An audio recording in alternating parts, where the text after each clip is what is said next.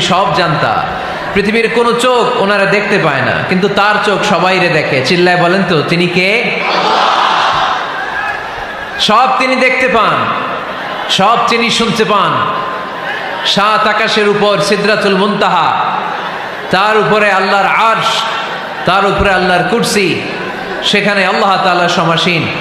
এই আরশের উপর থেকে আল্লাহ তাআলা জমিনের অতল গহ্বরে, কোন জঙ্গলে, কোন গুহার ভিতরে কোন পিপিলিকাও যদি হেঁটে যায়, আল্লাহ বলে এত উপর থেকে ওই পিঁপড়ার হেঁটে চলার পায়ের আওয়াজটাও আমি আল্লাহ শুনতে পাই। এজন্য কেউ যেটা শোনে না শোনে কে? কেউ যেটা দেখে না দেখে কে? কেউ যেটা পারে না পারে কে? আওয়াজ করে বলেন, আল্লাহ কি আমাদের কাছে না দূরে?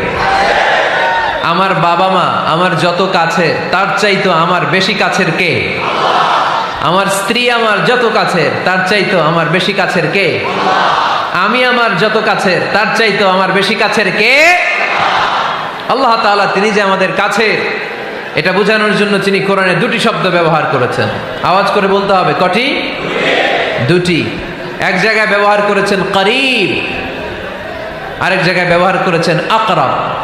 রব্বুল আলামিন বলেন, وَإِذَا سَأَلَكَ عِبَادِي عَنِّي فَإِنِّي قَرِيبٌ أُجِيبُ دَعْوَةَ الدَّاعِ إِذَا دَعَانِ فَلْيَسْتَجِيبُوا لِي وَلْيُؤْمِنُوا بِي لَعَلَّهُمْ يَرْشُدُونَ। রব্বুল আলামিন বলেন, নবী হে, আমার বান্দারা যখন তোমাকে জিজ্ঞেস করে আমি কোথায়, তুমি বলে দাও ইন্নী করিব, আমি কাছে। আল্লাহু আকবার, তিনি কাছে। আল্লাহর হাবিব সাল্লাল্লাহু আলাইহি ওয়াসাল্লামকে আল্লাহ কমান্ড দিলেন, আপনি বলে দেন, যখনই উম্মতেরা জিজ্ঞেস করবে আল্লাহ কোথায়, আমি কোথায়, আপনি বলে দেন ফাইন্নী করিব, আমি কাছে। আরেক জায়গায় আল্লাহ ব্যবহার করলেন আকরাব, কাছে না, করিব মানে কাছে। আর